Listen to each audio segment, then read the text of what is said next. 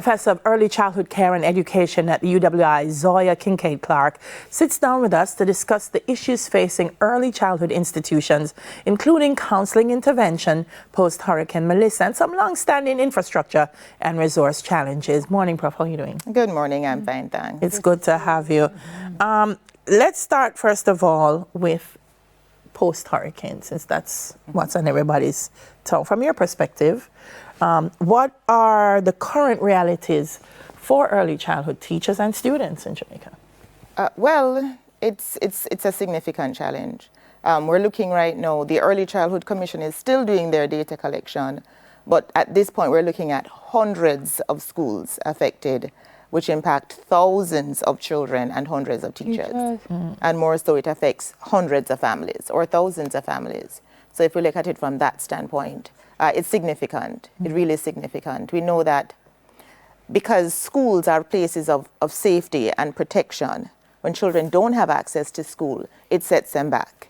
And so, we think a lot about early childhood in the context of learning, but early childhood care and education is much more than teaching and learning. Space. It's a safe space. That's their safe space. It's a safe space. You know what, Prof, there's a story I know of where there's a young child who was doing very well in school. Yes. Post Melissa, grades are gone to pot. It's not surprising. And so, what are the signs and the quote-unquote symptoms that we're looking for to know that as much as we say them resilient, and they are, and them can manage anything, and them don't take on stress because they're kids, they do. They do. Even babies take on stress. Even babies. There is something such as infant and toddler mental health. But I like to say that for parents, be mindful of any change. That's a big red flag that parents and teachers need to look out for. When children develop skills and they lose skills, that's a big red flag. And so it really is a case of what kind of support systems need to be put in place. Because we're going to find more of these issues. We're going to find children who are going to be displaying behavioral challenges. Whether or not they were directly affected by the hurricane, you're going to find children who are going to regress in terms of their development. You're going to find children who are displaying behaviors that didn't seem normal for them. You're going to find children who may struggle socially, may also struggle psychologically. And so this really highlights the kind of impact, because for children, trauma is significant. And for everybody in general, trauma is significant. But also for children who experience trauma but are looking at their parents navigating trauma. There you go. Well, there you go. Well, because young children look at their parents to develop the tools and the skills that they need. So children mimic what they see their responsive caregiver doing. And so, one of the things I say to parents is, as much as you can, demonstrate, be mindful of how you're reacting, because the children are going to mimic what they see you do.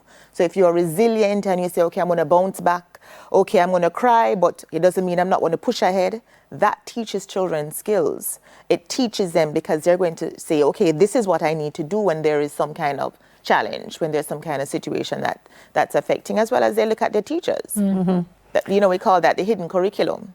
So let's talk about that now, because that's one of the challenges you've earmarked, that the lack of guidance counselors at that level is a serious issue, because the teachers who are now required to give psychosocial support, and they themselves need it, and many of them are not trained to offer that to the children. So what kinds of impact are we seeing, therefore, on communities and on our children? Well, generally, children need, the early childhood talks a lot about socio-emotional and psychosocial support.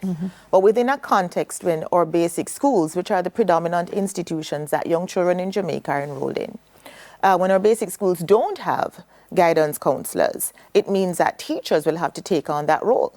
And the fundamental thing is that many teachers, whether you're trained to the master's degree level or the bachelor degree or the vocational level, many teachers don't have those skills. So you can do general support as much as you can, but it's more intuitive, it's more based on what you feel like, is the best thing to do. But that can have implications for children, especially when there is significant trauma.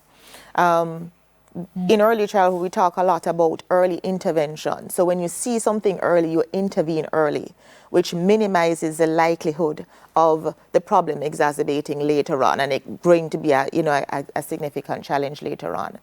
But it means that our teachers need support, or early childhood teachers, they need to be equipped. And this was a problem before. This is not a new. So this is not a new problem. This is a critical issue. It means that our teachers need to have the competencies to meet the needs of children, and they have. We say that early childhood teachers are, next to magicians. They're cooks. They're clean. They bathe children. They're white bottoms. They teach. They nurture. They do so much. And when we ask them to take on this role of counselor, they're going to do it because that's what early childhood teachers do. Yeah. But it doesn't mean that, when you look at it within the context of, is this the best that they can do? It may not necessarily be that way. Let's talk about infrastructural damage, because a lot of the early childhood institutions are at churches or private owned. Yes. What are we seeing across Jamaica? Well, anecdotal, the Early Childhood Commission is collecting that data. Okay. At this point, we know it's hundreds of schools that have been affected. But we also have the issue that many early childhood institutions are rented properties.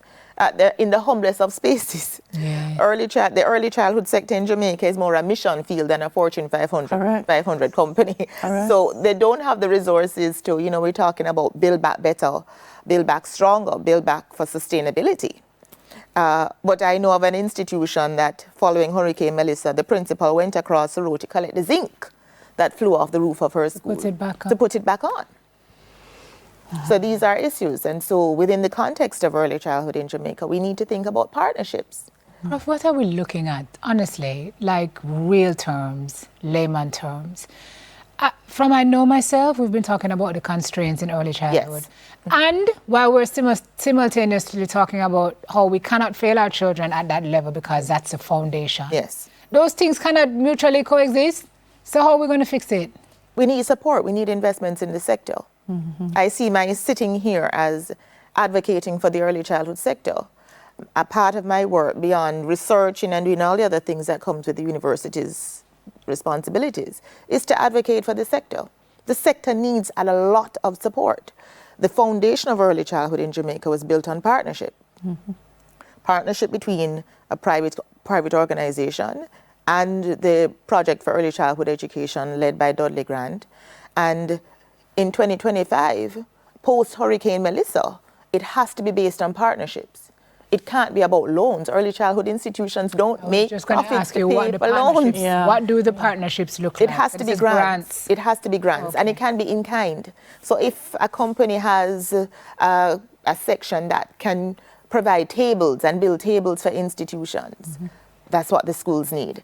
If you can provide a stove for an institution, go ahead and do that. If you can provide the bleach to wipe down the walls, because there's going to be a lot of mold in these institutions now that have been devastated. It could be a roofing company that provides roofing materials and nails. It could be, as you just said, so it really is all hands on deck. Yeah. If you could prioritize 3 urgent interventions for the sector, what would that be?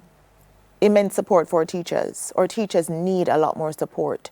The Early Childhood Commission has to be commended for doing a phenomenal job, but they can't do it alone. The sector needs more support. We also have a challenge now because many of our young children with special needs, they are also going to be further challenged. So it means that we need to ensure that we have systems in place to support children with special needs. Likewise, it's how do we improve the infrastructure of our institutions? That's an immediate need. We need to get children back in schools. Our early childhood sector is very nimble. We've had to be for many years. And that means that our teachers have had to be creative, our schools have had to be creative. But at this point in 2025, we talk about having optimal learning environments that are conducive to learning and love and care. And that's what we need to have our children, the spaces our children learning in. Yeah. And I have to comment that our community has really been stepping up. I know of schools that are being held now on the verandas of household that, that was not as severely damaged. I've seen videos of children being pulled into different spaces under trees. The community has really stepped up, but we need to do more. We really need to do more. Does this look more daunting post Melissa than it did post COVID? It's completely different. What Melissa has done is that the infrastructural dynamics are changed. Yes. And the psychosocial challenges are perhaps more significant. That's not to say that there weren't challenges during COVID. There were many challenges during COVID. But at this point, the children on the western side of the island and all across Jamaica need a lot of support. Okay. Yeah. I don't know how I feel after that. It's not to Jamaica, discourage you. down to the buzzer. We get the winning shots. It's not to make it feel as though, we're lost. But it's just a clarion call. Yeah. This is what it is. It's a call to action. It's a call to Let action. us all heed it. Professor of Early Childhood Care and Education at the UWI, Zoya Kincaid-Clark. It could be corporates or businesses in communities adopting a school. There you go. Can be do. We can do it, We've done it before, we can do it. We have done it many times. Yeah. We can do it again. Yeah. More on Smile after the break, everybody. Thanks, Prof.